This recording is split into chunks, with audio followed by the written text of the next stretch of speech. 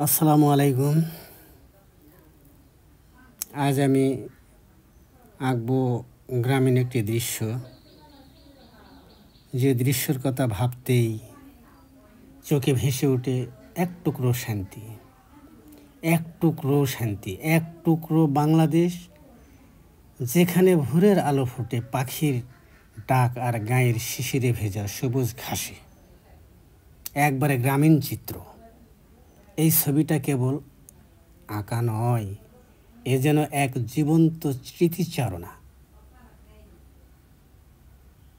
বাম পাশে নদীর বুক চিরে চলছে ছোট্ট এক নৌকা, থই থই অথই জল, মাঝি হয়তো অনেক দূরের কোনো গন্তব্যে ছুটে চলেছে। নদীর ধারে গেঁথে রাখা বাঁশের বেড়া যেন জানান দেয়, এখানেই আমাদের শিকড়। রাস্তা ধরে সামনে এগিয়ে এলে দেখা যায় গ্রামের এক শান্ত সংসার। খড়ের গাদা, কলা গাছ, কুয়ো, এসব আমাদের শৈশবের ছায়ার সঙ্গী বটে।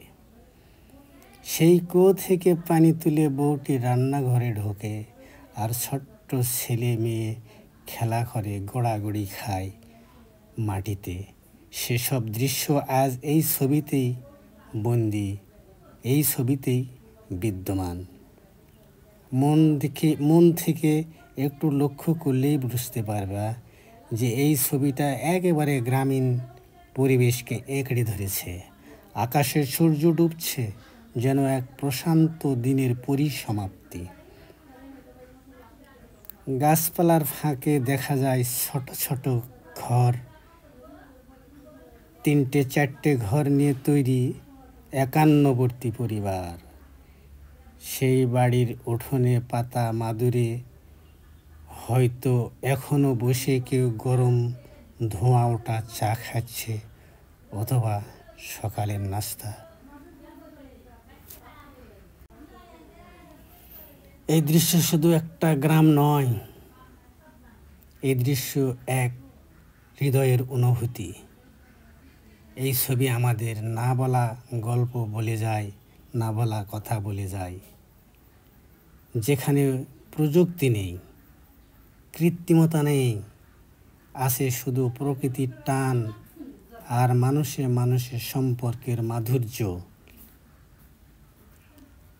আর এটাই আমার আঁকা, এটাই আমার মাটি, এটাই আমার বাংলাদেশ।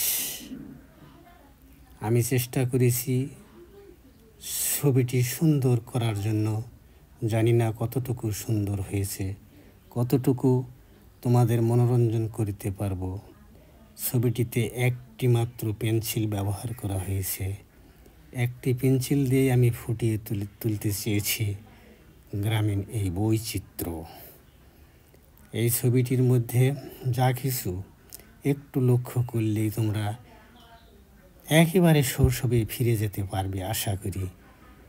আমার এই আঁকাটি যদি এতটুকু ভালো লেগে থাকে, তাহলে ভাই অবশ্যই লাইক, কমেন্ট এবং শেয়ার করবেন। প্লিজ প্লিজ প্লিজ, ধন্যবাদ।